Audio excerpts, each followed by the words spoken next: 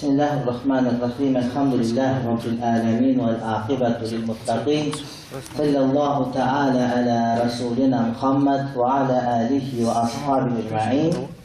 Kâlel imâmu sadru'ş-şerî'a Ubeydullah bin Mes'ud el-Mahbubi el-Hanefi rahimahullahu teala ve adamallahu nef'ahu fid-dâreyn âmîn.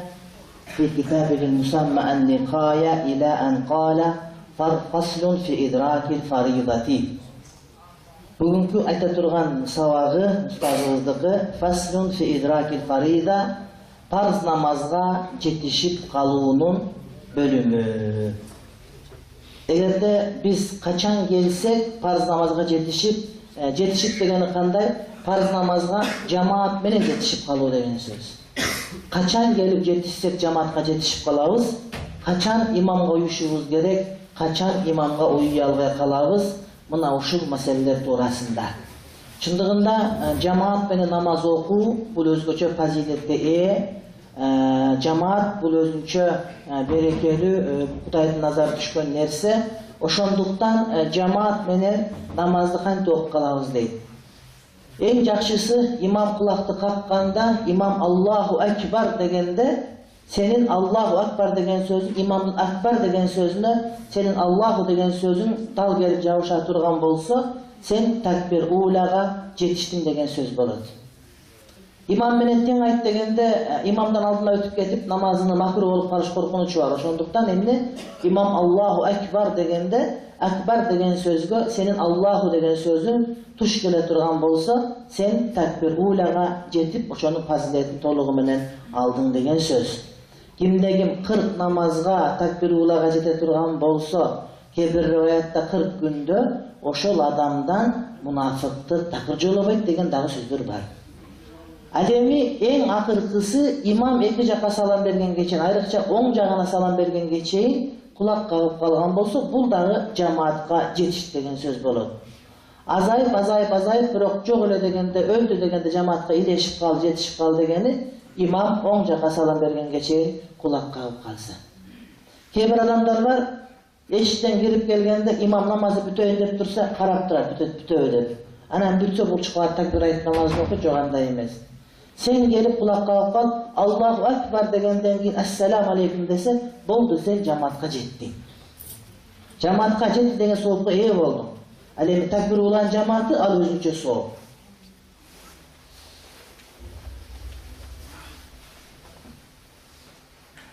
Mına uşunday, demek ошол маселени бул жерде айтып берет. Men şara'a fi fardin fa uqimat in lam yasjud lir-rak'atil ula أو سجد وهو في غير رباعي قطع واقتدى وكذا فيه إلا بعد ضم أخرى. Kimde bir farz namazda özü жалгыз okup atkan bolsa deydi. Geldin, şaşıp atasın, je başka bir nerse var, je elgelevi jok bu dep turup, anan farzda özünçe okup başladın. Allah koyda kulağa namaz başladın. Farz namazga girdin. Farz namazda kança reketli olur? 2 reketli Bağdat'ın farzınday, 3 reketli Şam'ın farzınday, 4 reketli kalgan 5'i Masır Janı Kuttan'ın farzınday. Farz namazga girip namaz okup atasın жалгыз, sen namaz okup atkan vaqtda qomat aytılып kaldı. Cemaat durup kaldı. Bular şunda kıyın eleken, 1 minut içinde daroo gelip qomat ayt cemaat başlay berediken. Aybat tag eleken bular. Saati belgiliyken. Daroo çüye kalp Bizde ançalık azır şartlar kuruluyla kurulu başka atar, başka dünyada, başka İslam dünyasında meçitler göbönese kebir uçurda naçoğ namaz kılınar, kanday jerde olur, oşul birinci kavat, birinci kavatında olur. Padvalın 7. kavatında. Üstünde öyle bir çağıra düşken dolaşıyor жерде 100 adam, 200 adam cemaat olur. Al jerde saat tak olur. Azanı bilmez, azandan keyin momunça minutda qomat aytılmat dese, oşol minutda aytılmat bir dagы sekund boldu. Adam oşo karşıya düşüyor. Qomat aytılgandan jarım minut burada bardығы toplolup kalıp meçit tolup ketedi. Андай demek öyle jol gördüm. Mına uşunday bolup kalsa. Demek bir adam farz namaz öz ağız okup atat meçitte je namazxanada andan keyin qomat aytılып kaldı. Emne olur. Namazды buzub turup buyaka koşuluş gerekmi? Ki namazdı buzbagıla degen وَلَا تُبْتِلُوا أَعْمَالَكُمْ degen Kur'an'da ayatlar, oşol ayat amal kılıp namazdı buzbastan ulan teveremiz degen çok suroğunu veredi. Aytat, egerde bir farz namazga girip kulak kağıp başlap algandan keyin qomat aytılınıp kalsa emne kılat deydi. İn lem yescud lir-rak'atil ula. Birinci rekatke sajda kılayelek bolsa, kulak taktı. Kanday gana namaz bolgosun, birinci rekatın sajdasında bar ele. Fatiha okup atat, sure okup atat, başka kılıp atat. Birinci rekatın sajdasında bar ele deydi. Qata'a vaqtada. Ortasına kaldık ettiğimiz namazı daro kesip durup imam kılantat deydi. Bağımdaki farzını okup atasındı, beşimdiki, şamdiki, asır kuttandık ayırmaz çok. Eğer de sen birinci rekatke sajdaga jığıl elek bolgan bolsun, oşol жерден ele Esselamu aleykum ve rahmatullah dep bir jaka salam beresin, iki jaka salam bersin dagı makul. Dara namaz oşol жерден buzasındağı farzga koşulup kete beresin. Eğer de farz namaz okup atsa, al kanday gana farz bolgosun, qomat aytылып koşul деп farzga, namazı oşol жерден daro keseriz dagı, oң jaka salam berip koşula bereriz namazga, je iki jaka salam bersek aga dele makul. Kebir adamlar aytışat, daro qada olturup turup iki jaka salam beriş gerek dedi. Yok, qada olturup iki jaka salam bergen namazdan çıgуу üçün bolot. Biz bu yer namazı buzup atабыз. Bирок Kur'an-ı Kerim'de وَلَا تُبْتِلُوا أَعْمَالَكُمْ amalыңарды buzbagıla, namazыңарды buzbagıla деген ayat var. Oşol ayat üçün eğer de bir nafil namazды buzsa, anı kayra okup beriş vacip dep aytkanбыз biz. Al ayat kayсы jaka barabыз desek, biz bu жерде namazды buzup atабыз. Namazды buzуу üçün emes, balkim oşol namazdı mından dagı толугураак абалda аткаруу üçün buzуп atабыз. Namazı жалгыз окуганга караганда, жамаат менен окуган кээ-бир риваятта 25, ал эми башка бир риваятта 27 эсе сооптуу. Демек намазды аля вачхил акмал, эң толук тенегеyi тегиз абалда бүтүрүү үчүн намазды бузуп тияка кошулуп атабыз. Демек маселе түшүнүктүү. Эгерде кандай гана фарз намаз болгосун, окуп атып биринчи рекеттин сеждесине бара элек болсо, анда намазды бузуп, бир жака салам берип, окуп атып эле Ассаламу алейкум ва рахматуллах деп эле барып ана тияка жаңы ниет кылып улай беребиз. Түшүнүктүү туугандар. Ау сажада ва хува фи гайри рубаийин qata'a вaqtada. Je bu 4 rekat namazdan başka namaz ekan deydi. 4 rekat namazdan başka namaz qaysilar bolot? 3 rekatlı şam namazı, 2 rekatlı bağımdat namazı. Eğer okup atkan adam 4 rekatlı emes namaz ekan. Je bağımdattın farzında, je şamdın farzında. Bu adam bir rekat okup koyuptur. Gelip Bismillah dep tur bir rekatga jığılıp, o'sha ikinci rekatga turup aldı. Bir rekatni bitirdi, ikinciga sajdaga bar elek degan söz. Bir rekatga jığılıp koyuptur sajdaga. Oşonda qomat aytылынып kalsa emne bolot dese, bul dagı buzat deydi. Bul dagı buzat.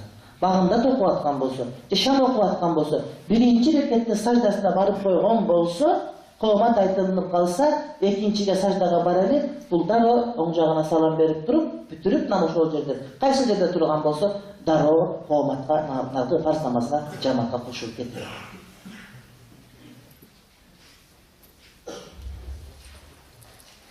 وكذا فيه إلا بعد ضم أخرى. Ошондой эле 4 рекаттуу намаздарда, бул кайсы намаз? 5-ин, асыр жана куттан. 4 рекаттуу фарз намаздарда 1 рекат окугандан кийин коомат айтылынып калса, эмне кылат? Бул 1 рекат кошот. 1 rekat koşup, 2 rekat kılıp, andan keyin qada olturup, salam berip, 2 rekat kılıp namazı bitiredi.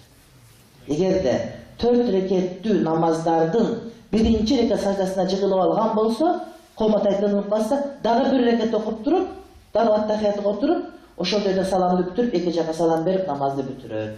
Mına oşol жерде وَلَا تُبْتِلُوا أَعْمَالَكُمْ degen amalыңарды buzbagıla degen ayatка amal kılınat. Enele kızık suroo çıgar.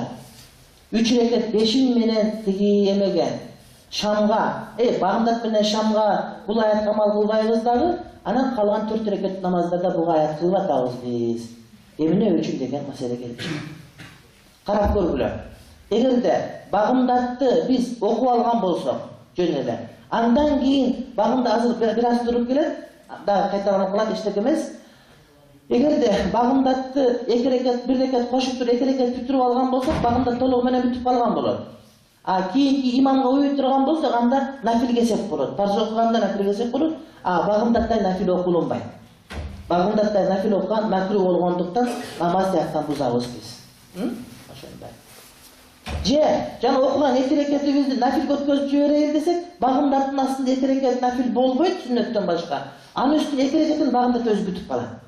Ал эми асырда 2 рекат окуса, асырдын алдында 2 рекат нафил намаз окуса болот, аны баарыбыз билебиз. Түшүнүктүүбү? Демек 2 рекаттан салам берип бүтүрүп туруп, андан кийин парз уйган болсок, 2 рекат нафил намаз окуду, эми 4 рекат парзын окуду, альхамдулилля. Шамчы, шамдагы мына ушундай, башка бир хадис азыр келет, хадис иншалла. Шамдан кийин эгерде жана намаз окуп аткан болсо, ошону нафил кылып туруп, нафилге өткөзүп жибербегиле деген өзүнчө бир хадис келет.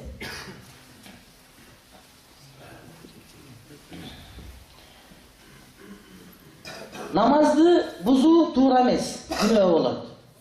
Бирок намазды жана айтканыбыздай толуктоо үчүн, өтө жогорку деңгээлде окуу үчүн бузса жакшы болот. Эски мечитти бузуп, жаңы мечит кура турган болсо. Мечитти бузуу күнөө болот. Авариялык абалга келип калса дагы күнөө болот, тура берсин, бузуп кете берсин. Оңдоо кыласың деди. Бирок ошол мечитти жаңылоо, реставрация кылуу үчүн, же түп пайдалангандан бери жаңы оңдоо үчүн кайра кура турган болсо, анда мечитти бузсаң макул деп айтабыз. Кээ бир айылдарга барсаңар, эски үйүн бузбай жүрүп тура беришет. Жаңы жанына салып, эски үйдү бузбайт, эмнеге десе, кийин арбактар тиги үйдү салгандар эмнеге буздуң деп айтса, кантип жооп берем деп, ошону көп көрдүм мен. Чоң атасын үйүн бузбайт. Чоң ата өз колу менен курган экен, эмнеге буздуң деп ошого жамгыр жаап бузулуп кетти. Бул өтө коркунучтуу. Жаш балдар ойноп атып кулап түшсө, балдар басып калса эмне болот? Сен жаңы үй куруп атасыңбы? Демек бузуп, ордо жаңы үйдү куруп бер. Ошол эски үйдү бузуу кыйын болгондуктан жаңы үйдүн планы ито түшүп калат кээ бир учурда. Ошол үйдүн ордуна түшүш керек эле. Мен муну көп жол көрдүм. Кээ бир кудагыйларыбыз бар, мен өлсөм бузасыңар, болбосо через мой труп деп отурат. Андай болбойт, көрдүңөр? Мечит деле бузулуп атат эгерде ордуна жаңы сала турган болсо. Ошогон жөө-жомоктор, ырым-жырымдар болбогон, ошолор адамды кыйнайт. Адам биз шарият эмне максатта келген? Шарият инсандардын бардыгын ошол өзүнө окшогон инсандарга кул болуудан сактап калуу үчүн келген. Биз жалгыз Аллага кул болушубуз керек. Ошол жалгыз Аллага болгон кулчулугубуз бардык нерселердин кулчулугунан бизди сыртка чыгарыш керек. Ырым-жырымдын кулу болуп калабыз, салт-санаанын кулу болуп калабыз. Кээде уят намыс деген, куру намыс, жөн намыс эмес. Куру намыс деген бар. Куру намыс эмне? Болбогон намыс деген сөз. Чыныгы намыс эмес. Ошолорго биз кээде кул болуп калабыз, андан чыгыш керек.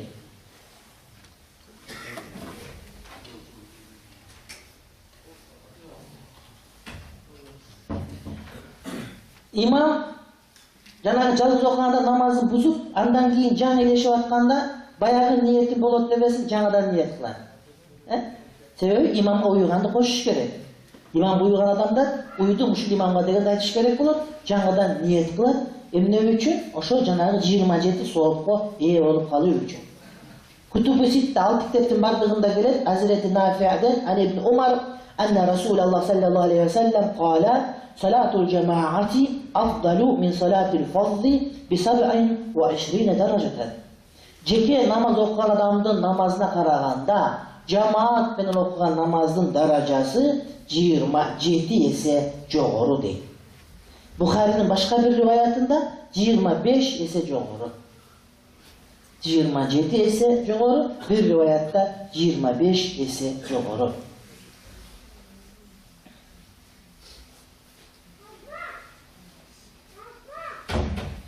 وإن صلى ثالثا منه يتمه ثم يقتدي متنفلا إلا في العصر. Emi 4 reketli farz namazları düşündük. Bir reket okup atkanda imam buyaka komat aytınıp kalsa, 2 reketli koşup durup salam berip uyuy beret dedi. Emi 3 okup kalgan bolsa emine kılavuz dedi. Aytatanı, eğer de 3 reketli okup algan bolsa, anda namazı bütürür. 4 reket kılıp 2 jaka salam berip durup, барып имамга кошулат, парызды окуган, эми нафил окуган үчүн. Өз окуганы парыз болду, ниети парыз болгон окуп, парызды бүтүрөт дагы, имамга барып уйуйт, имам парызын окуйт, бул нафилин окуйт. Ушундай шариятыбыз бар бизде. Эгерде имам фарз намаз окуп атса, ага биз нафил намазды окуп уюй беребиз. Болгону рекетке рекет туура келиш керек. Размери туура келиш керек. Себеби парз намаз, улуу намаз, чоң намаз, нафил намаз, сүннөт намаз, кичине намаз. Демек фарзга сүннөт кирип кете берет, ичине уюй берет. Бирок бир адам нафил намаз окуп атса, бир адам сүннөт намаз окуп атса, ага келип парзды уюган болбойт. Себеби ал муну көтөрө албайт, а тиги муну көтөрүп кете берет. Түшүнүктүүбү? Чоң намаз кичинени кошуп ала берет, касиети бар. Ал эми кичине намаз чоң намазды көтөрө албайт. Бул биздин мазхабта, ал эми Хамбали мазхабта рекетте эле сан окшош болгон болсо бири-бирине уюй беришет. Сен сүннөт окуп атасыңбы, тарак окуп атасыңбы, же нафил окуп атасыңбы, айырмасы жок. Аныкы 4 рекет, размер туура келди, болду окуй беришет. Ошол Хамбали мазхабта ушундай. А бирок бизде андай эмес, туурасы мына ушул. Себеп дегенде хадистерде мына ушундай келет. Хадистерде мына ушундай, хадистер бир аз туруп айтылат.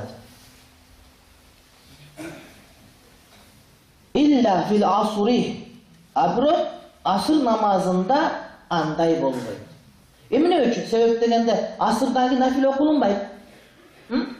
Эгерде 5-ти 3 рекет окуп атсаң, комат айтылып калса 1 рекет кошуп 5-тин парызын бүтүр дагы, андан кийин барып имамга уюй бер, 4 рекет сүннөт окуй турган. Окуй элек болсоң. Же 4 рекет нафил намаз деп уюй бер, имам парызын окуйт, сен жанагы сүннөтүн окуган болосуң, нафилин окуган болосуң. Куптан дагы мына ушундай. 3 рекет окуганда имамга комат айтылып калса, 4 рекет кылып бүтүр дагы, бар имамга уюй бер, сен парызыңды бүтүрдү, тияка нафил уюп окуйсуң, куптан уруксат берилет. Бирок асыр намаздан кийин нафил окуганга уруксат берилбейт. Ошондуктан асыр окуп аткан болсоң, 3 рекет окуганда имамга комат айтылып калса, 1 рекет кошуп бүтүрөсүң дагы, бисмилла деп басып кете бересиң, имам ошону менен жамаатын окуй берет. Бирок эң жакшысы сен имам намазын бүткөнгө чейин тасбих айтып, ызычуу кылып, өзүңчө мындай бир зикирлерин айтып, жамаат менен чогуу чыкканың жакшы болот. Себеби сыртта карап отурган адам комат эми айтылды, бул сыртка чыгып кетти, эмне бул буга уюбайбы же кандай деген жаман пикир калбаш керек. Эгерде шашылыш болбосо, ошол комат айтылып калса, сен дароо чыгып кетпе, ошол мечиттин бир жеринде Куран окуп, зикир кылып, тасбихлерин айтып бүтүрүп, андан кийин чыккан болсоң, жамаат биринчи адам чыгып аткан менен ошондо өзүңдөгү дооматты, тухматты четке каккан болосуң. Адам дайым өзү карап туруш керек. Мага боло берет деген жок бизде. Мага боло берет деген жок. Адамдарга дагы боло берет деп жүрүп мамиле кылбаш керек. Дайыма өзүңдү туура келиң далилдеп, ошого болгон сага келе турган шек шүбһаларды, жанагыдай күмөндөрдү алыстатып, шыпырып, тазалап, күнүгө жууп туруш керек. Же башыңа өйлө турган жана кара булуттарды күнүгө атып тарап туруш керек. Болбосо адамдардан сага күмөн туулуп, шек туулуп, сен менен жаман пикир чыгып калышы мүмкүн. Кээде жакшы эмне жүрсөң, башка бирөөнүн сөз айтчы. Эмне үчүн? Ошол адамдардын күмөнүндөгү кээ бир нерселерди сен жокко чыгарып койдуң. Биз адамдардын биз жөнүндөгү жакшы күмөн болгон аракет кылышыбыз керек. Адамдар биз жөнүндө жаман күмөн кылып, күнөөлүү болуп калбаш керек. Кур'ан-ы Каримде айтылат: "Инна бa'да zanni ismun." Албетте, күмөндөрдүн кээ бири күнөө деп.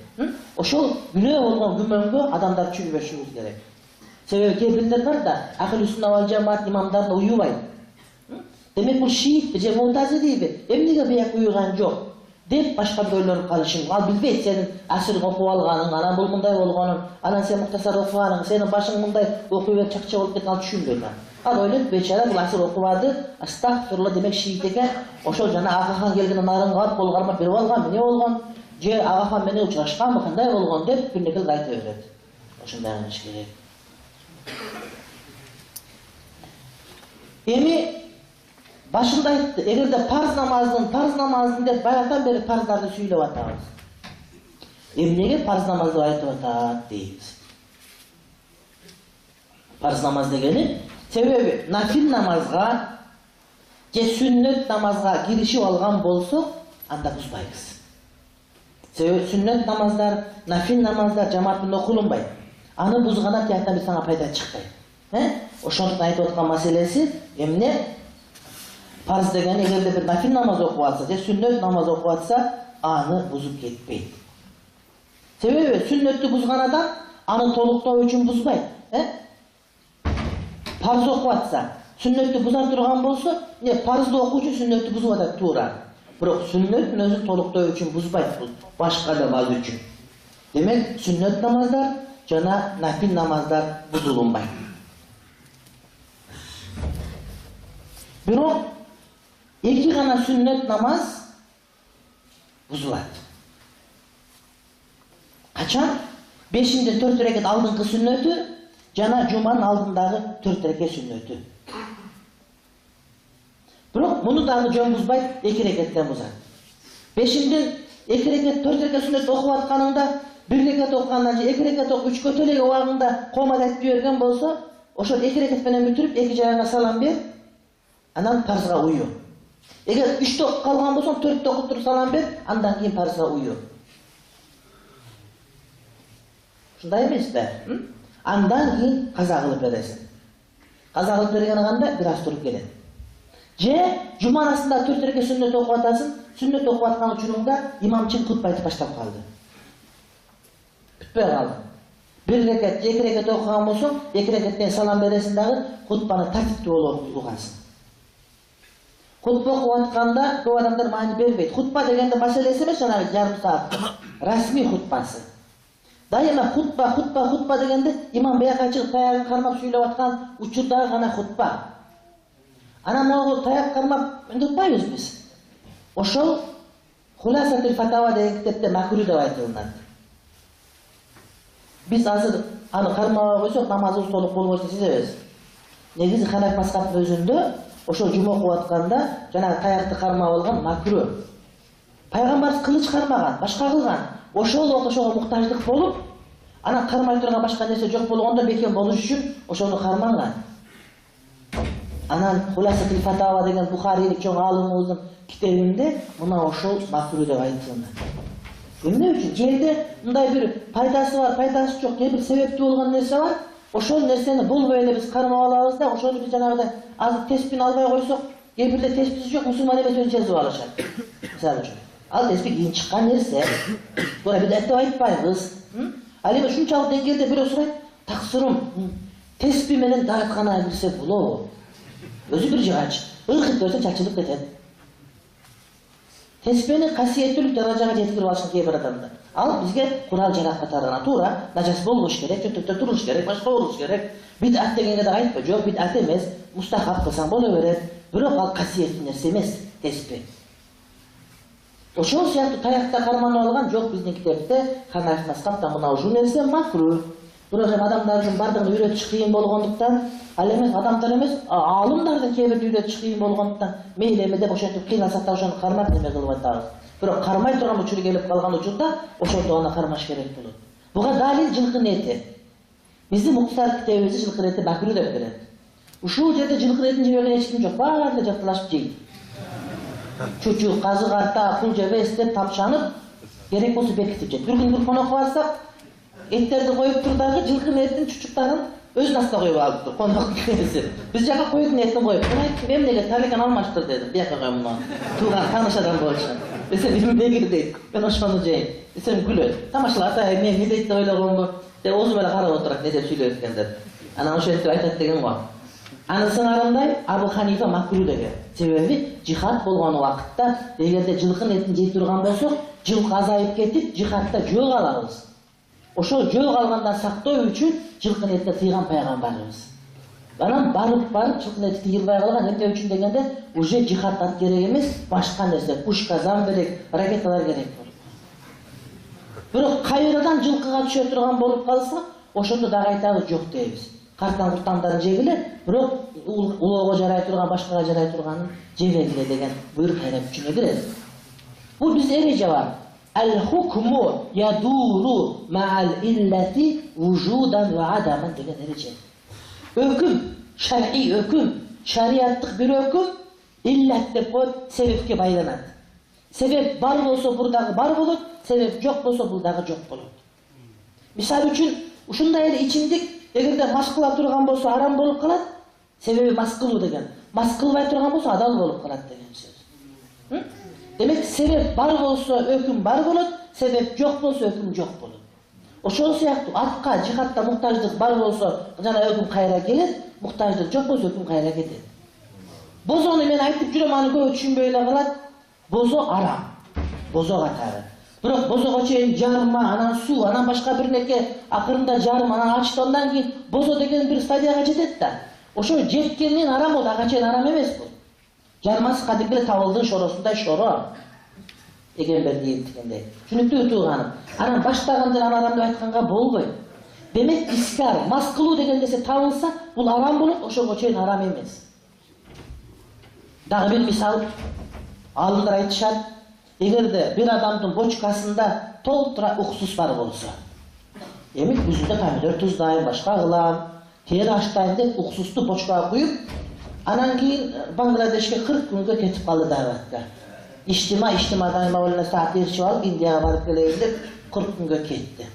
Кече биздин Жора деген токсорубуз, досубуз Канатбек ажы дагы кетти. Пакистан ошо Бангладеш тарапка Кудай даватын кабыл кылсын.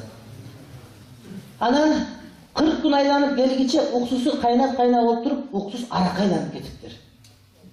Арак айланып кетти. Астагфирулла. Арам болот.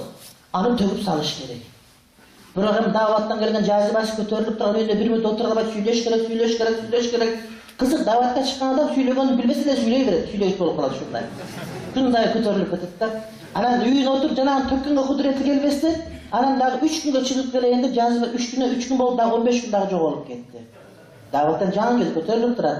Бияка барды, төбаштан нарашты, бер ашты ошентип отуруп, келсе жанагы арак кайра уксусга айланып кеттир. Элхамдулилла. Кээде ушундай. Кээде айланып кете берет ушинтип. Ошентип жанагы арак кайра уксусга айланып кетти. Эми төккөндүн кажети жок. Ошол уксустан пайдаланып кайрадан помидор туздай берсең болот. Көрдүңөрбү? Бир нерсе башка бир нерсеге айланганда ошол өкүм өзгөрөт. Ошону көп адамдарга түшүндүрө албай эле мен кыжаалат боло берем. Көп адамдар ушуну түшүнбөйт. Муктасарда бул жакта келет калхимари келген таратта Сара Милхан дегени. Тузга айланып эшек туурасында. Эшек өзү эмес, болгон тузга түшүп калып, туз шеялачы, ошол жейт, барып эшек иштеге калбай, турушу менен тузга айланып калган, ошол туздан пайдалансаң болот деген сөз. Тезек арам. Бирок көң кылып жер семиртип кылып жерге себебиз, анан жерден өсүп чыгып аткан помидор адал, аны эч ким айтпайт арам деп. Себеп топурак аны эмне кылып атат? Өзүнө жеп, топурак айлантып жиберип атат. Ошол сыяктуу маселе. Каяктан кетип калдык?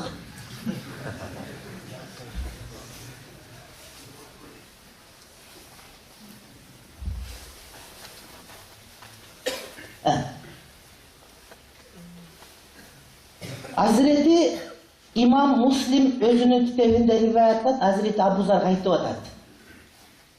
Ennen Nebiyye sallallahu aleyhi ve sellem kâle Keyfe ente İza kâne aleyke umarâ'u yuakhirûne s-solâten vaktiha. Peygamberimiz kede Hazreti Peygamber sahabalarga masele aytar edi. Eğer şunday olmazsa emne kılar edildi. Peygamberimizin uağında Peygamberimiz gana fatva verirdiler. Şariat kızıl duruşu bilen. Biroq kebir sahabalarga үйrөтөр эле kantip fatva beriş gerek degendi. Usulül ifta fatva berүүнүн негиздерин сахабалар үйрөтүп берди. Мына Абу Зар айтып атат. Абу Зар дейт.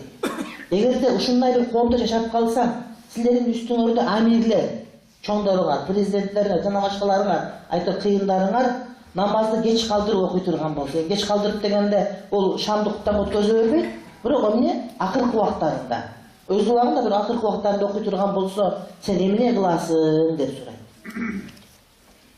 Деп Пайгамбарыбыз Абу Зардан сурап атат. Абу Зар акылды эстүү адам айтат: "Культу фама та'муруни?" Мен айттым дейт, эмнеге буйрук бересиз деди. Айтып божомолдо бир нерсени сурап берсе деле болот. Бирок суроо кээ бир учурда сөзсүз түрдө жооп алыш үчүн берилбейт.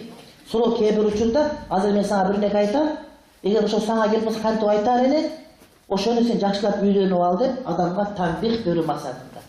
Кээ бирөө ушуну колдойт деп суроо берсең, дароо сүйлөп берет. Тур, Айтып берем азыр тура тур деген түшүнбөйт. Дароо эле баштайт. Андай эмес. Айтты, эмнеге буйрук бересиз деди. Эмне кылайын деди. Чындыгында пайгамбар турган жерде иштихат кылынбайт да. Болгон иштихат жолун гана үйрөнөт. Эмне кылайын деди. Дегенде пайгамбар айтты, "Кала салли салата ли вaqtiha." Sen namazды өзүнүн убагында эң жакшы убагында оку деди. Азан айттык, намаз эң жакшы убагында оку деди. Fa in adraktaha ma'ahum fa innaha laka nafilatun. Эгерде сен аларга жетип калган болсоң, алар дагы парз окуп аткан болсо, сен дагы кошулуп окуй бер. Себеби ушул сага нафил болот деди. Мен окуп алган таксырдар алхамдулилла десем, алар өлүп калат да. Сен бизден кыйынсың, сен эмне булатын өлүп кеттиң бе? Чүнтүп айтат адамдарчы, кээ-бирлерчи. Ошон сен сыр бербе дейт. Дипломат болсо, ичине мамелени өзгөртүп дагы, алар уюп аткан болсо, эч окубагандай болуп, дара уюп кое берсин алар. Эртең көңүл тетире карап калат дейт. Анан сен иштен кетирет, башка кылат, каматам дейт, башка кылат. Ошентип болот, ошон үчүн аларга маани берме. Ошон үчүн кээ бир муфтилер, аалымдар ушул хадисти билип алыш керек. Кээде өзүң ишти жакшы бүтүргөн болсоң дагы, кээде ошолорго окшошуп кой деген сөз. Кийимде чегинде, жүрүш-турушуңда, мага боло берет, мен шариат түшүнүкем деп айтпагын. Дипломатия мына ушул жерде турат. Дипломатия мына ушул жерде туруп атат. Менин бир досум айтат, дипломатия деген бул 70% мунафыктык, анан 20% дейт, бул жанагыдай дагы бир неге дейт да. Жок, мунафык болбой деле дипломат болсо болот. Пайгамбарыбыз турушу дипломатия боюнча. Саллаллаху алейхи ва саллям. Жок дегенди айтпайт эле пайгамбарыбыз. Жок дегенди айтпоо дипломатиядагы негизги өзөктөрдүн бири. Эч жок деп айтпа. Жок дегенди бөлөкчө кылып айт. Бирок жок деп оозуңан чыкпасын. Жок деген сен сылабарыңан өчүр дейт. Ошол сыяктуу көрдүң, парз намаз окугансың, келсең жакшына болуп нафил уюп кое бер. Сага нафил аларга парз болот. Алар курсаң, сен курсаң.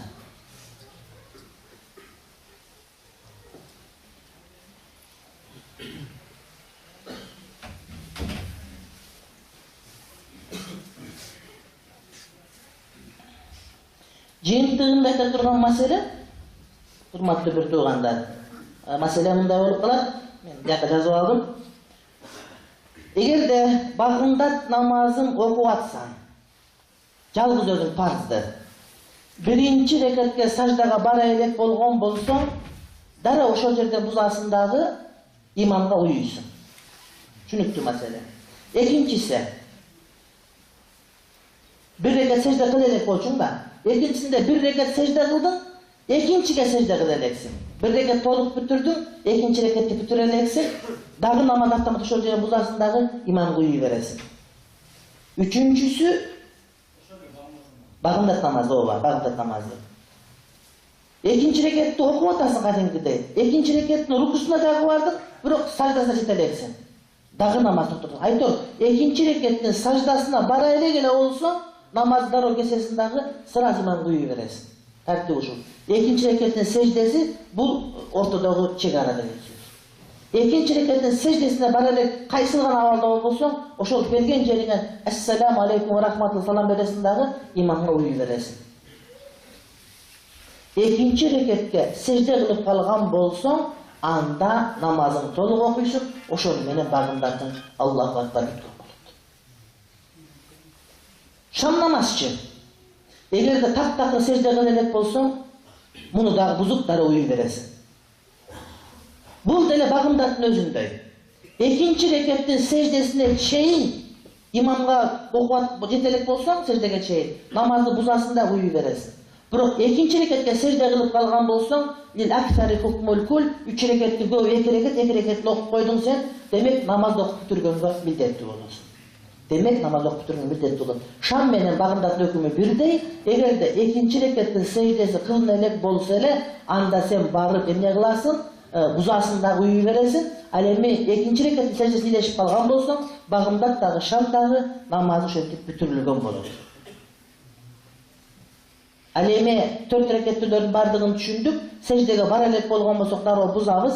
Эгерде сеждеге барып алган болсок, 1 рекат өткөн болсок, 2 рекатты кошуп окуп туруп, аттахиятка отуруп туруп, намазды кадимгидей 2 рекат нафил намаз окуганда тез окуп бүтүрөбүз.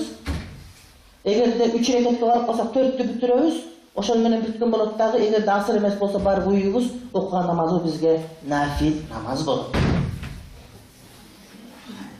Пайгамбарыбыздын мындай бир кызык хадиси бар. إذا صليت في أهلك ثم أدركت الصلاة فصليها إلا الفجر والمغرب. Эгерде сен намазды өзүнчө окудуң, же өзүңдүн үй бүлөңдө намаз окуп алдың, кирсең парз окуп аткан болсо дейт, сен ошого кошулуп оку, нафил оку, бирок багымдат менен шамдан башка деп айтып атат. Намазды асырды үй парз үйүнөн окуп алдың. Келсең жамаат бияка туруп калган экен. Окуп бүтүп келдиң. Мен окуп алгам дебесең, дара уюй бер. Бирок ошол окуп аткан намаз багымдат жана шам намаз болсо, анда уюба. Кээ хадистер бар, аны биз түшүнө албайбыз. Хадистин маанисин түшүнөбүз, бирок сыры эмне экенин биле албай калабыз да. Туура, багымдаттан кийин нафил окуган макруh ошон үчүн. Бирок шамдан кийин нафил окуса боло берет го. Шамдан нафил окуса боло берет. Бирок шамдан кийин нафил окуса, бир гана нафилди окуса шамдан кийин кандай? Жанагы неме кылып, парз неме кылып, парзга кошуп окуй турган нафил окулундай. Бирок анда эле түшүнсөк болот, себеп дегенде 3 рекеттүү нафил намаз бизде жок. Шамга уюй турган болсоң, анда 3 рекет нафилге уюшуң керек болот да. Чынбы?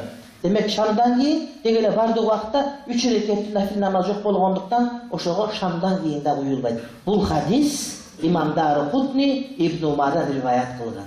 Имам Дарукутни Ибн Умардан риваят кылган.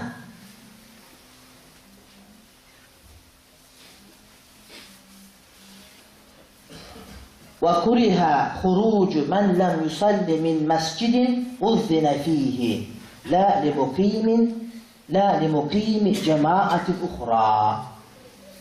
Keyinki meselemiz başka mesele götürürüz. Bu mesele kaysı mesele? Bu mesele meçhitte otursan azan aytılınıp kaldı. Je qomat aytılınıp kaldı. Je namazın uvağa girip kaldı. Sen oşol meçhit namaz okubastan sırtqa çıkıp ketsen emne olur. Kebir adamlar var, azan aytılınıpsa nары gözüp ketip atkan olur. Ey, azan aytılınıp, namaz okup alıp ket. Oşol bolboyt deyip, oşol aytысы келет биякта. Бирок башка мечитте жамааты күтүп турса, башка мечит бар имам болот, башка мечит бар коомат айтат, башка бир мечитке байланган болсо, зарыл иши болгон болсо, ал адамга чыкканга уруксат берилет. Жанагы кыргызда сөз бар. Атка учкашпа. Учкашкандан кийин ий көчүрүм деп айтпа деген сөз бар. Бул жөн эле сөз. Бирок бул көп нерсеге айтылынат. Кээ кыздар карындаштарыбыз бүйөгө тиет дагы, анан 4 айдан кетпей жашап, пөлөн деп коозуп жүрмөйт. Эмне десе мындай экен, ондой экен, мындай. Ой, сен бүйөгө тийгенде мажбурлаган эмес элек, жок анда билбейт экен. Же билбесең да иш бүттү бол деп айтасың. Кээ бир адамдар ушундай эптеп жүр, жакындашкандай мындай экен дейт. Жок, чыда сен ошого. Сабыр кылышың керек. Тура, мисалы үчүн биздин кыздарыбыз бар. Эгерде бирөө кудалап келген болсо, кааласа кызыбызды көрсөтөбүз, жакса алып кетти, жакпаса албайт. Бирок алгандан кийин эми жакпай калды десе андай болбойт. Жок, жашайсың. Өлтүрүп эле коебуз барып, жашайсың. Маселе ушундай. Мисалы үчүн, бир адам келет, мусулман эмес, биз айтабыз, биздин динге кир. Айт, ла илаха иллаллах айт деп айтабыз. Динди айтабыз, түшүндүрөбүз. Максатымызды апарабыз, ражнинге апарабыз, ат-шүкүргө апарабыз, айтып түшүндүрөбүз исламды. Кааласа кабыл кылсын, каалабаса кабыл кылбасын. Ла икраха фид-дин, динде мажбурлоо жок. Динде мажбурлоо жок. Бирөөнү мажбурлап намаз окута албайбыз, жок, намаз окута алабыз. Динге киргизе албайбыз. Динде мажбурлоо жок деген, диндин өзүнө гана киргизүүгө мажбурлоо жок. Бирок бир адам динге кирип туруп, 5-6 жума окуп, таза телевизондордон чыгып, ой мен new муслим, жаңы мусулман болдум деп калма айтып, калманы кайра айтып, сапта биринчи сапта окуп, тешпени чоңун көтөрүп, анан бир күн эле муртат боло турган болсо, динде мажбурлоо жок дегенди коюп алып өлтүрөбүз. Муртат динден чыккандарга өлүм гана жаза берилет. Бул деген сөз ойлонуп кир деген сөз. Сени мажбурлабайбыз. Себеби кээ бир адамдар ошондон коркпойт дагы, кирип туруп, мына мен мусулман болгом, мен ичине аралашкам, мен ошол жерде бир нерсени көргөм, булар мындай деп жалганда да айтышы мүмкүн. İslam'ı düşündürüp atkanda düşündürüp aytabız. Girsen gir, girmesen girme. Bирок girip туруп чыга турган болсоң, эгерде муртат болуп кетип, эркек болуп турган болсоң, дароо башыңа алабыз. Эгерде урганчы болсоң, түрмөгө камайбыз, качан тооба кылмайынча. Бул серьезный маселе. Дин олуттуу маселе. Oyunçuk emez. Kim kalaganı söylep, ana kalaganın kılıp basa turgan bul üç korgan emez. Murtattın başı alınat. Bu İslam dini varvarlısı var. İslam adamların başını alıp koyuyor. İslam dini astagfirullah dep aytışır.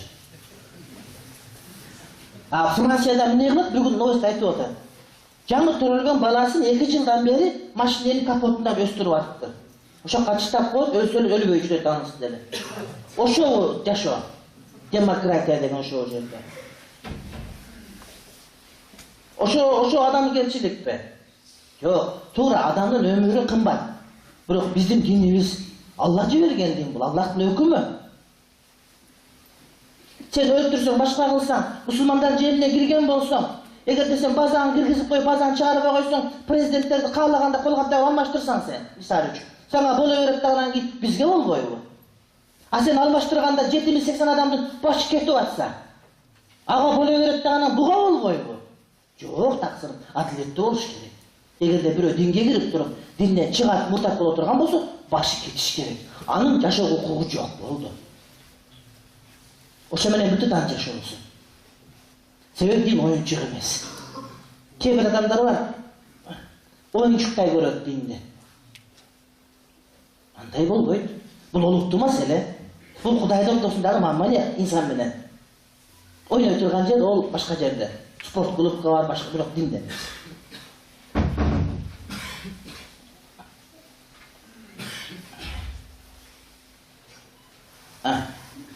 وَكُرِهَ خُرُوجُ مَنْ لَمْ يُصَلِّ مِنْ مَسْجِدٍ اُذِّنَ فِيهِ. Azan aytылган мечиттен намаз окуй элек адам чыгып кеткендегиси макруh. Макруh эгерде Ханафи китептеринде мутлак айтылса тахрими. Яни харамга жакын макруh. Талпа читерет тарапы болот ошо. Макруh тахрими. İlla la li muqimi cemaat nuhra başka bir cemaatı turguza turgan bolsa buga makruh emes deydi. Kede bir insanlar var, barıp başkaca kazan ayış gerek. Barıp imam bolup berişik, barmasa cemaat bolboya kalar. Fitne çıkar. Bular çıkıp ketse makul başka. Bırak bir kızık mesele, sen meçitte otursan azan aytılganга çıkkanga bolboydu. Bırak azan aytılgandan keyin girip kalsan çıkıp ketsen bolabı jok bu. Azan aytılgandan keyin, azandan keyin tazga çeyin 20 minut vakit var. Azan aytılgandan girip kaldın, çıkıp ketse bolabı jok bu. Bu soru içinde öyle soru.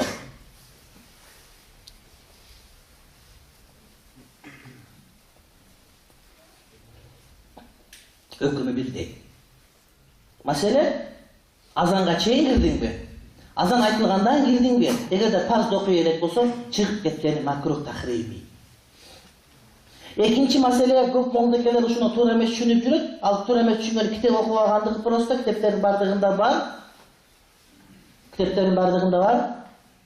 Azan aytılgandan keyin degen sözü bu azan aytılgandan keyin degen öz emas. Bu yerde köp ma'no var. Azan aytılgan ubagı kirgenden keyin azan aytılacak bolsa dagı çıkıp ketken uşun hükmüne koşuladi. Sözsüz azan özü emas. Keyingi azandı 5 minut geç aytıp kalat. Misal üçün 5 minutga bir jarımda aytabız azandı. Oşonu bir 40 aytıp kalışı mümkün keyingi uktap kalıp başka olup. Demek azan aytılgandan keyin degen söz, al azan gale baylanbay, azanın ubagı kirgenge dagı baylanat. Üçüncüsü namazın ubagı kirgenge dagı baylanat. Mullali Qari Fathu Babil İnaye'den buna uçuklayı deydi. Darat buzu da darat alıp geledi. Kayra geliyor için çıkan yok. Burada da kendi vatkanda. Daratı buzulup kalıp çıksa, kütüp telefon şıngıra çıkıp telefon koca öper kayra gire durgan bolsa, kayra giriyor için çıkıp atkan, çıkkan dep eseptelbeydi. Kayra giriyor için çıkıp atkan, çıkkan dep eseptelbeydi. Kebir adamlar var, ikinci kavata oturgan bolat, azan aytılgan eşikке çıkıp, kayra birinci kavattan giredi. Бұл эмне чыгыш үчүн чыккан жок, бул кириш үчүн чыгып атат. Жанагы намазын толуктоо үчүн, намазын бузуп аткандай экен, ага эч кандай күнөө болбойт.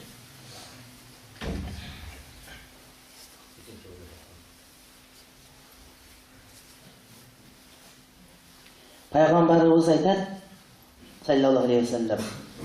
Бул хадисти Усман ибн Аффан риваят кылган, хадис Ибн Мажада келет.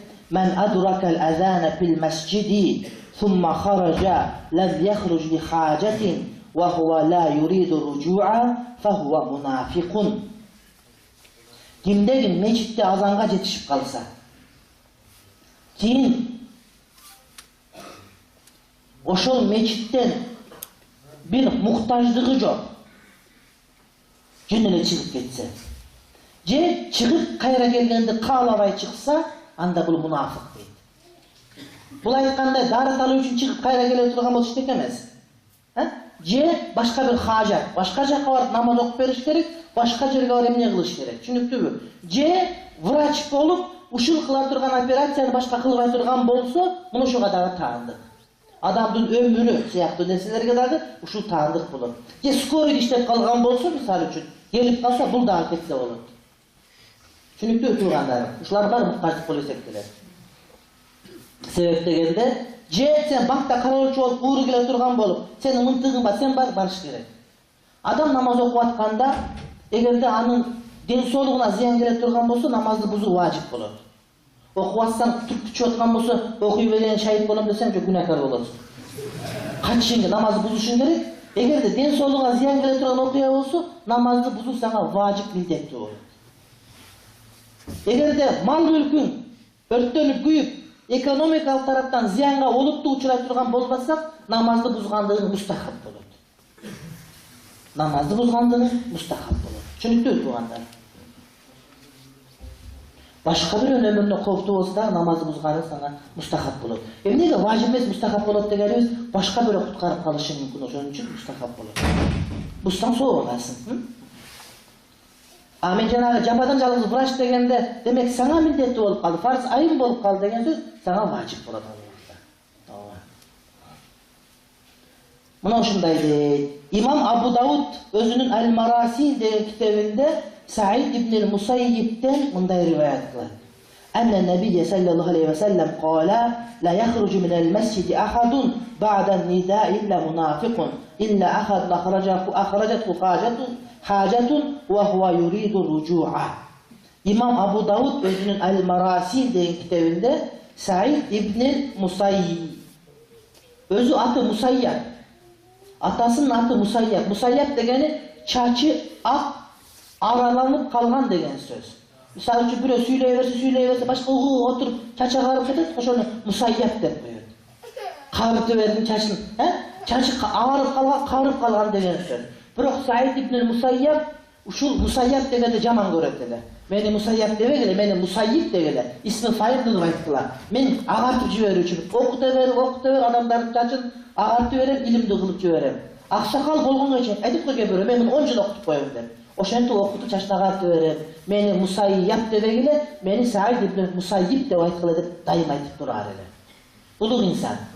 Эч убакта чындыктан кайра аркага кайткан эмес инсан. Ушундай бир улуг инсан. Ооба. Бул айтат өзүнүн Имам Абу Дауд Аль-Мараси деген китебинде. Аль-Мараси дегени мурсал. Мурсал дегени табии сахабаны калтырып туруп сразу пайгамбар айтты дейт. Саид ибн Мусаййиб бул адам табии. Пайгамбар айтты деген Саид ибн Мусаййиб. Мына ушул айтыла турган хадис Ханафи мазхабта дагы, Шафи мазхабта дагы худжат далил келтириле турган хадис. Эмне үчүн? Ханафи мазхаб бизде бардык мурсалдардын бардыгы кабыл кылынат. Себеп дегенде мурсал деген сөз ошол хадисте сахаба айтылынбай калды деген эле сөз. А сахабанын аты барбы жок, айырмасы жок.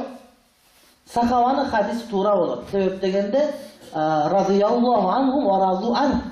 Аллах Алладан ыраазы болгон, булар дагы Кудайдан ыраазы болгон инсандар, сахабалардын бардыгы адилеттүү, кандай гана сахаба хадис айтпасын кабыл кыла беребиз.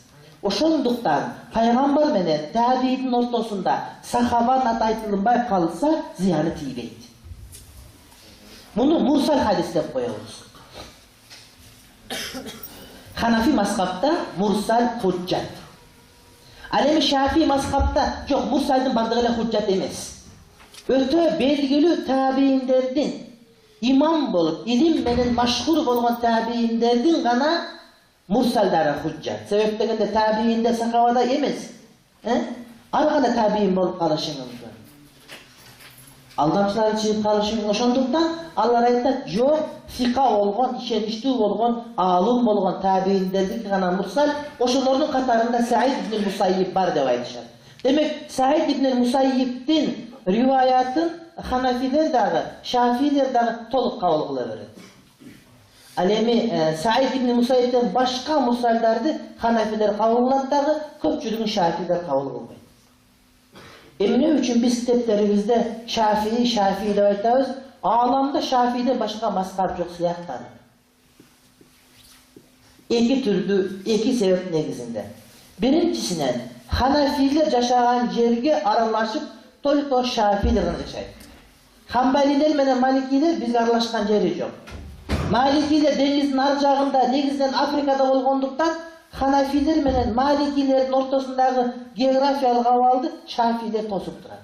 Ошон үчүн биздин айтышкандарыбыз, алымдардын талашканы көкбөрү болуп, сага мына эке, мен сага мына эке, далилиңе далилим, сенин далилиң мындай деп ызуучунун бардыгы Ханафилер менен Шафилердин ортосунда гана болуп келет. Ал эми африкалык негр туугандар менен ишибиз жок биздик, себеп аралашкан жокпуз.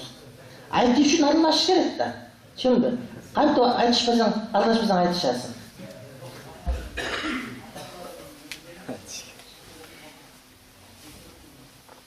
Азыр мен келе, мен илхам бузба сен. Мен жанагы Саякбай деле мана сен окуган айтам да бир экен. Сен бузба сен мен, макул мен.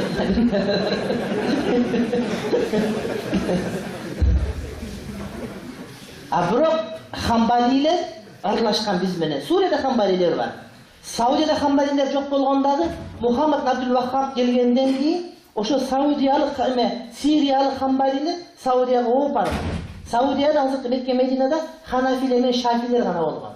Хамбалилер Сириядан барган хамбалилер. А бирок хамбалилер менен Ханафилер аралашкандыгына карабастан аларга эч кандай жооп берилген эмес. Себеп дегенде илгерки алдындардын пикиринде хамбали мазхаб катары эсептелген эмес. Имам Ахмад бин Хамбалды көпчүлүк аалымдар мухаддис катары гана билген дагы аны факих катары кабылдашкан эмес. Болгону Шафи мазхабтагы бир кабыл катары гана. Шафи мазхабтын бир баласында гана мамиле кылышкан. Ошондуктан булар сүйлөп аткан болсо, Шафиге берген раттын бардыгы ушуларга тиешелүү болот деп аларга маани берген эмес. Ишенбесең китептерин караңдар. Хамбали мазхабтагы муътамат болгон усулул фик китептерде Равзатун Назири ва Джуннатул Муназири деген китеби бар. Хамбали мазхаб бардыгын имам Худжатул Ислам Абу Хамид Газалидин Мустасфа деген Шафи мазхаб китеби кыскартып эле коюп койгон. Болду ошол эле. Эгерде Хамбали мазхаб китептерин окуй турган болсоң, аалымдардын сөздөрүн таппайсың. Хадис таппай текстин эле коюп кое бер.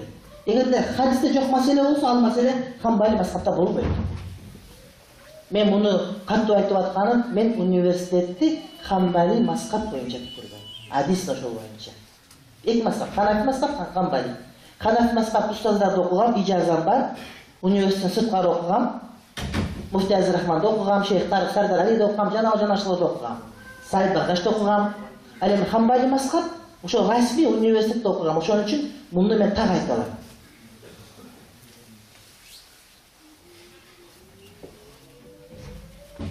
Меккеде окуганда Кувейттик досубуз бар эле. Абдуллах Ражаб Ансари деген. Кувейттик Ансари түү Мединеден. Анан Хамбали, шунда Хамбали атты. Анан ал убакта мындай разборкалар болуп турат, студенттердин ортосунда разборка болуп турат. Бирок илимий разборкалар болот. Мен айтып бергем балдарга 4-чы университетке. Анан бир күн анан кийин мага китеп көтөрүп кетти. Чүпе дейт, арабча айтат бир некелерди. Муну окуп койсоң дейт, анан кийин мынтип карап окумаса жазып коюптур, чындыгында фыкыхый мазхабтардын ичинде эң слабый мазхаб Ханафи мазхабы деген бир алымдын сөзү бар экен. Анан мен айттым, жакшы экен дедим, ушундай бар дедим. Эчтеке деп айтпайсың, учуп калып. Үйгө бар эртеси менен кетип бир жерден көргөм. Анан кээ бир алымдардын Ханафилердин пикиринде Хамбали мазхаб вообще мазхаб эмес деген таптап экен. Абеке муну карап койсоң десем, өлтүрдүң болду, биринен. Анан бир күнү так отурсам, айтат, шүкет таңа бирнеге таап койман десем айтат, Абу Ханифа кафир болгон. Эки жолу өмүрүндө Абу Ханифа күфүрлүк сөз айткан деген сөздү алып келди.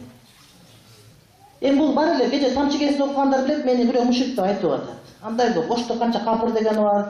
Анан мушрик адамдар айта берет, тилде сөз жок. Өзү жооп берет. Бул имам Ахмад бин Хамбалдын уулу Абдулла бин Ахмад бин Хамбалдын Китабу Сунна деген эки томдук китебинде факат кафара фи умрихи марратейн, өмүрүндө эки жолу күфүрлүк келтирген деген сөз келет. Мушрик айтып койсо айткандыр бирөөлөр. Айтып ар кандай чынбы? Себеби Абу Ханифаны жаман көргөн же көрө албайт, же билбейт дегендей сөз да. Ошону көрсөтүп, "Муну көрдүңбү?" деди. Анан мен айттым, "Ана мурда эле билет болчу, макул" дедим. Анан унчукпай койдум. Анан издеп түшүп, Ибн Теймияны вообще кафир, өмүр бою кафир деген индиялыктардын фатвасы бар экен. Аксиз түрпөдү читап койду, окуп ал деди. Ибн Теймия, мусулман эмес турбайт, кафир деп карачы. Бул айтат, эки жолу кафир болгон, кайра кайткан деп айтып атат деди. А бул вообще кафир деп айтып атат деди. Кандай? Десем, ошентет. Анан бир күн айтат, "Эмне деселе мен китеп көтөрүп барам, ушундай бир Кудай таалага мен миңнетке ыраазымын, ошо окуп жүргөн убакытта ушундай бир хислат бар эле да.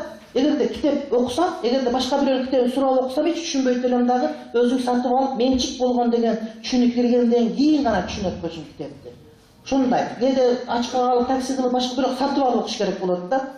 Анан ошентип китеп менде көп болот эле. Ошо араб тилинде айтып турат, мындай китеп бар деп.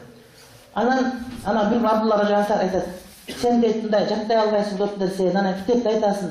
Бирок маселени сурап калса, китеби үйүндө калып калса, эмне кыласың?" деп мага айтты. Мен айттым, "Анда китепти контейнер менен көтөрүп алам" дедим.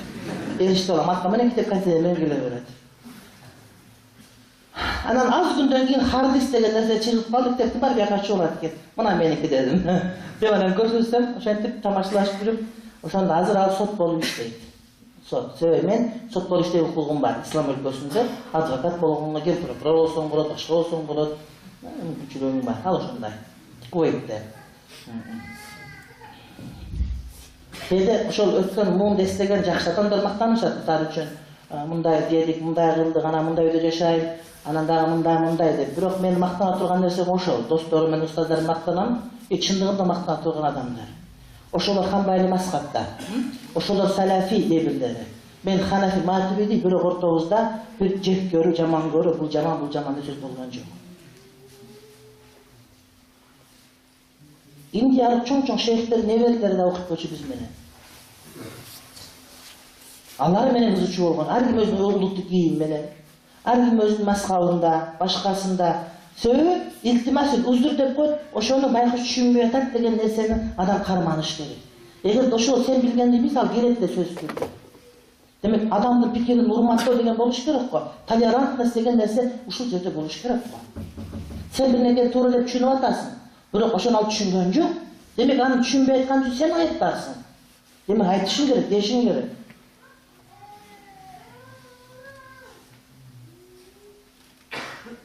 Али деген досубуз бар деп, Патрик Тейлор, американец, Атлантадан.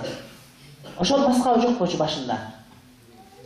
Анан окуп жүргөндөн бир күнү эле мен мазхаб кармашым керек деп калды. Мен карма, эмне Ханафи болбойсуң бизге? Десем, анан тандап мен Хамбали болоюн, Саудияда Хамбали шейхтер көп экен, пайдаланайын деп калдым. Анан окуп Хамбали болуп жүрүп, анан кийин айтты, Ханафи эле болсоң болчу керек, көбөйтүп кетип кал, себеп дегенде Хамбали мазхаб боюнча алымда тирүү калбай калыптыр. Мен ошондо китептен бир окуган маалымат башыма чык деп келип сайылды. Алымдардын бири айтат, бул көз ачык эмес. Алам султанга качышкан эмес. Бул алым тажрыйбасын айтат да. Мазхабтарды жанагы тарыхый өмүр баяны бар го, эң чоңу Ханафи, андан кийин Малики, анан Шафии, анан Хамбали, 4 мазхаб. Ушулар барып мазхабтар жок болуп кеткенде, ошол акырынан барып жок болот. Биринчи Хамбали, анан бул акырында Ханафи мазхабы, ошо менен кыямат келет. Дегени адамдар жана ааламда şu глобаль заманда бири-бирине жакында отуруп, бардыгы бир мазхабка келип баштайт. Мисалы үчүн азыр алымдардын биринин сөзүн эле апарып туруп, Ханафи мазхабтагы кабыл деп кошуп кое албайбыз да. Таки Усмани же башка каза деген чоң алымдар Ханафи мазхабын карманышат. Бирок ошонун сөзүн Ханафи мазхабтагы бир кабыл катары кошуп койгонго алар ага жетпейт даражасы. Ханафи мазхаб калыптанып бүттү, башка мазхабтардын бардыгы. Азыр айтылып аткан алымдардын сөздөрү бир мазхабтык деп айтылынбайт дагы, ушул алымдын пикири кетет. Мисалы Юсуф Кардаев Шафи мазхаб, ушулда Ханафи, бирок ошону Ханафи же Шафиге кошулунбайт сөзү. Же биз эң чоң алымы максаттамада бир нерсе айткан болсо, апарып Ханафиге кошуп кое албайбыз. Ал максаттаманын сөзү деп айтабыз биз. Түшүнүктүү, себеп дегенде анда өлкөлөрдүн доору бүттү. Түшүнүктүү, маселе ушунда туруп атат. Бирок мазхаб туруп, ошону айтып атат да, Хамбали мазхаб боюнча алымда калбай калып, мен аябай кыжалат болуп атам деп, ошол али айтып атат да, мен айттым, жанагы сөз бекеринен айтылган эмес экен деп ошону айттым. Al-Muhim Sa'id ibn al-Musayyib'tin sözleri bizge dalil enne Nebiyye sallallahu aleyhi ve sellem kâle la yahrucu minel mescidi ahadun ba'den nida illa munafikun illa ahadun ahracatu hacatun ve huve yuridu rucu'a. Meçitten azan aytılgandan keyin çıkkan adam munafık. Bирок bir gana adam muhtaçlık üçün çıkat, bирок kaytıp gele turgan bolsa, bul adam munafık emes deydi. Aytır oşoğun köptөгөн hadisler var. Ошондай матубер турган.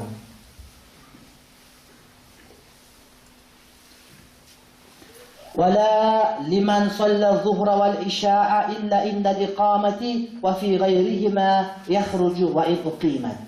Ошондой эле азан айтылды. Азан айтылгандан кийин бешимди жана куттанды окуп алды. Бирок коомат айтылып калса, бул адамдар да чыкпайт дейт. Баягы азан жөнүндө сүйлөп аттык. Эми коомат айтылып калганда киндер чыгып кетсе болбойт деген сөз. Бул бешим намаз менен шам намазын айтылды. Себеби бешим менен астагфирулла, бешим менен куттан намазы. Себеби бешим менен куттандан кийин нафил окусаң боло берет. Азан айтылынды, имамың келбеди, убагы болду, жалпы имам кутап калыптыр. Аят ушундай, чынбы? Кээде барып күтүп отурсаң келбейт. Анан намазды парзды бүтүрдү. Бүткөндөн кийин келип коомат айтып калышты булар. Ошол убакытта коомат айтылып калса, эгерде сен бешим жана куттан болгон болсо, анда ошолорго кошулуп нафил окуп алып анан чыгып кетсе нафил болот. Ал эми калган намаздар багымдан асыр, шам 3 намазда жок чыгып кетсең боло берет. ولا لمن صلى الظهر والعشاء إلا عند الإقامة وفي غيرها يخرج ويقيم калгандарында коомат айтса да чыга берет. Бирок биз жана айтканыбыздай, бир аз тез айтып турган болсоң, башка айтып турган болсоң, бул эмне доомат үчүн, доомат болбош үчүн бул нерсе жакшыраак болуп эсептелет. ويترك سنة الفجر ويقتدي من لم يدركه بجمع الداعي. Эми багымдагы сүннөтүнө келди. Эгерде бир адам мечитке келип туруп, эки рекет сүннөтүн окуйун десе, багымдак бүтүп кала турган болсо, жамаат менен, анда эки рекет сүннөтүн таштап туруп уюп окуй берет. Келди, шашып келсе, имам баштап калыптыр. Же баштайын деп калыптыр. Баштап калыптыр деп билемайт. Кээ имамдар бар, азыраак жаттаган 3 мүнөттө намазын бүтүрүп коёт. Кээ бир имам машалла Бакаран жарымын окуйт билесиң. Эгерде имамың узунураак окуйт деп гүмөн кылып, ошол сүннөт окуп туруп келип, парзга уюсам, парзга жетишип калам деген сенин үмүтүң болсо, анда сен мечиттин астанасында окуп туруп, анан бер жака кирип ал. Муну биздин астанабыз турат го, муну берки кире турган жер. Ошондон нар жагында окуш керек. Мечит эмес деген жерде. Муну 3 эшик нар жагында, айванчада. Эгер сыртта эшик жок, ал жерде жол жок болсо, анда келип туруп, ошол мүмкүн болушунча жамааттан алыс болуп, бул бурчта окуп алышың керек, кийинишиң керек. Бирок сен келгенде билбесең имамды. Москвага имам кандай окуганын билбейсиң да. Кокуста бүтүп калат деп корксоң, күмөндөнсөң, анда дароо уюй бересиң, ошону менен сүннөт калып кетет. ومن أدرك ركعة منه صلاها ولا يقضيها إلا تبعا لفرضه. Эми бир адам сүннөт намаздын бир рекет окуганда коомат айтылып калса, дароо толуктап туруп андан кийин кошулат, түшүнүктүү эле. ولا يقضيها إلا تبعا لفرضه. Bağımdattın sünnetini kaza kılıp okubay, bırak kaza kılıp okuyt, farz menen koşulup kaza olsa gana. Keyber adamlar kelsi imam okusa uyuyuttağı, ana farzdan gider otur ekereke sünnetini okuyarak bul tuğra emes. İmam Muhammed'in rivayetler uşunda bir fatva al mesele verilbey. Sünnet namazlardan bağımdattın namazı kaza kılınat. Kaçan kaza kılınat? Egerde farzı menen koşulup kaza olsa. Oşol günü gün oğonga çeyin, beşin namazga çeyin kazasını okuyturgan bolson gana. Misal üçün bugün Bağdat okulbaya kaldı. Bugün beşinge çeyin kaza kılsan sünnet menen farzı kaza kılınat, başka vakta kaza kılınmaydı. Bunun dalili var.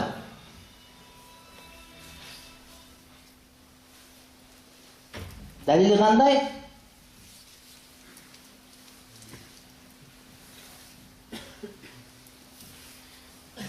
Peygamberimiz İmam Müslim rivayet kılgan hadiste Peygamberimiz menen bir günü tünöp kaldık. Erte menen gündüzünü koyup bul kaysı burada gelgen bizge. Peygamber ayıttı turgular birin uluğun atın karma. Bu жерге şeytan gelip kalgan eker dedi. Dep narjaka bargandan su ap geldik, darat aldı. Andan keyin ekereke sünnetini okup turup, andan keyin komat aytınıp, anan bağımdattın farzını okudu dep atar. Özü negizi sünnette kaza kılınbaydı. Biroq oşo sünnet kaza kılınbaydı. Sebebi sünnet farz emes. Kuday buyurgan emes sünnetni bizge. Peygambernin sünneti gana. Sünnette kaza kılınbaş gerek. Biroq kaza kılınbaş gerek degen jalpı түшүнүктөн bağımdattın ekereke sünnet uşul vazifelerге surup чыгарып мен муну каза кыл деп бизге берип атат. Эгер ошол күнү көрдүңөр пайгамбар кеч калдырган жок, ошол күнү күн көтөрүлгөндө окуду, 5-ге чейин күн жанагы оогонго чейин окуса каза кылынат деп атат. Демек sünnet каза кылынбаш керек эле. Вообще. Бирок пайгамбардын хадисинде ошол күнү 5-ге чейин каза кылды, демек 5-ге чейин каза кылсаң сүннөт менен кошуп каза кыласың деген сөз. Пайгамбардын хадисине сантиметр, миллиметр, минут, секунд амалыгына кана айтпаска. Хадистин урматы менен аяттын урматын ордоруна койгон ушул. Экөөнү бирдей койбой. Курандын урматы өзүнчө, хадистин урматы өзүнчө. Ар бир урматын өзүнүн ордуна берген. Кедейлердин келет. Адамдар бул аят эмне, бул хадистерди такып бербейт. Экөөнү бирдей даражага коюп алат. Жок андай болбойт. Улуулардын баарын бирдей даражага койбойсуң. Атаңдын орду бөлөк, акеңдин орду бөлөк, экөөңдүн орду бөлөк. Ар биринин орду бар. Тынчтуу болбош керек. Бир канча дагы көптөгөн хадистер бар. Айта турган маселе сүннет намаздардын, нафил намаздардын бардыгын үйдө окуган жакшы. Бирок 9 түрдүү намаз бар. Ошол 9 түрдүү намазды мечитте окуган жакшы, сүннет намаздарды. Нафил сүннет намаздардын бардыгын үйдө окулганы жакшы. Бирок 9 түрдүү нафил намаз бар. Ошону мечитте окуган жакшы. Биринчиси бул таравих намазы. Сүннет намаз мечитте окулган жакшы. Экинчиси тахиятул масжид. Yani meclitte okusan uyda okuysun, bu kante okuysun ama. Üçüncüsü, ihramdın sünnet namazı. İhram giygende meclitten giyip, aram oşol jerde 2 rekat okugan, bu meclitte okula turgan namaz. Dördüncüsü, tavaf Ka'badağı. Tavafdağı namaz ortuna ötüp, oşol Ka'badağı tavaf, anda uyda kan tavaf kılarsın meclitte. Beşincisi, etikafta oturgan adamdın nafil namazı. Uyga çıksan etikafın bozular. Altıncısı, musafir adam safardan gelgende girip 2 rekat okuturgan namaz meclitte okular. Peygamberimiz gelir ele birinci, gelip meclit gelir 2 rekat namaz okup, oşol жерге oturup anna gününe barar ede. Bu namaz. Altıncısı, bu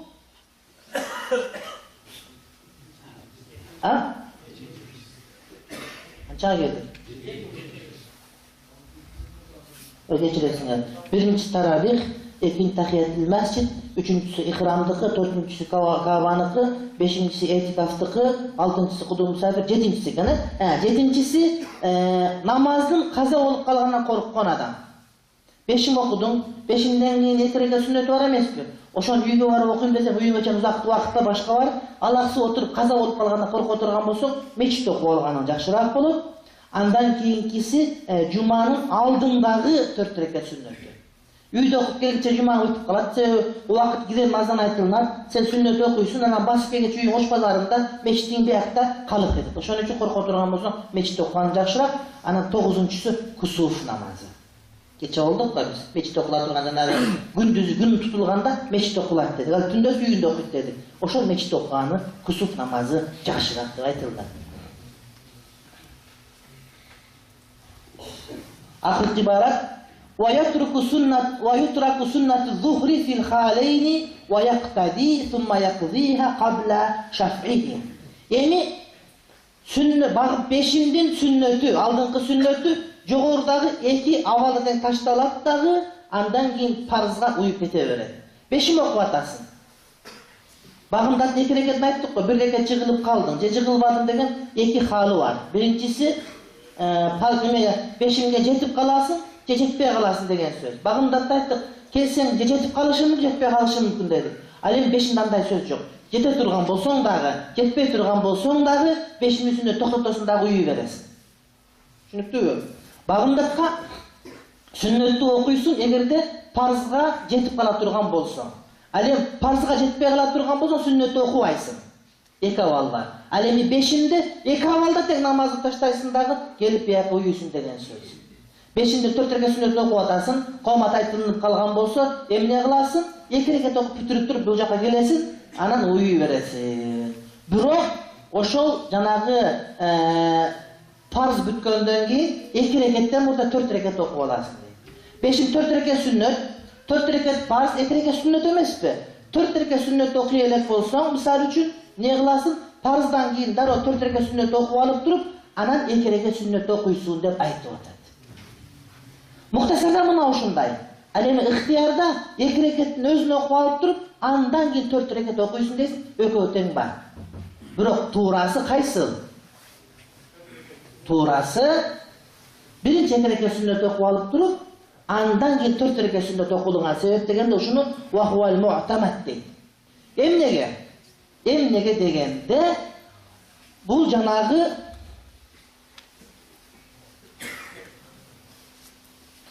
Dört rekat farz, ökön talaşı var da. 4 rekat sünnet, 4 rekat farzdan murdeler. Farzdan kийинки kalıp ketse, sünnetten kийин de kalıp ketiş gerek be. Koy, oşo sünnetten de kalıp ketmesin, özümün hukuku murda bolçu. Demek 2 rekattan murda 4 rekat okuş gerek dep ortaga tıgı versin 4 rekattan. Uşul bizim muhtasarın rivayeti, bizim alımların jarımının sözü. Bирок ekинчилер aytышar, özü 2 rekat sünnet, bu bagımdakka jabышып келген sünnet. Tuura bu kemçilik bolup kaldı. Bunu bir yaka jıldırdın. Bирок bu kemçilik bolgan üçün buga da ziyan тийиш керекпи? Bunun fazileti farzga jabышып келгенде tursa, demek şunu buluştu kanday kajeti var? Yok, anı giyin okula deyip dağı, wa huwal mu'tamad, uşuğa fatva berilet dep mullalikar aytып atar. Demek muhtasardagi fatva berilip aytılgan meselelerden biri mına uşunda turadi. Misal üçün mınday oğu, egizler uylanıp kalsa, bir ajraşıp kesse, bul dağ teknede tarın ajraşıp gelip olat beraber. Oşun üçün kayçı kuda oldu degen yok. Bar, bирок makruh olur. Menin kızımı sana öğren, balana, sen kızını benim balam öğren, şunda kayçı kuda olup olat ko. Uşu nijelatindan mümkün boluşunca. Sebep degende bular uruşup kete durgan bolsa, bular da uruşkanга tuura gelip kalışı mümkün da. Adamda uşundan sezimi var. Hani bunlar ajraşıp atkan bolsa, emnege bular da ajraşıp gerek degende, bu sünnet ordudan kalbası, emne üçün buldağı bere arak çıkış gerek, kayta uşul ordunda okulaversinçi. Degen söz aytысы gelip atar. Wa gayruhuma la yaqdi aslan, andan başka sünnet namazlar tap-takır kaza kılınbaydı deyip Allahu alem bis-savab.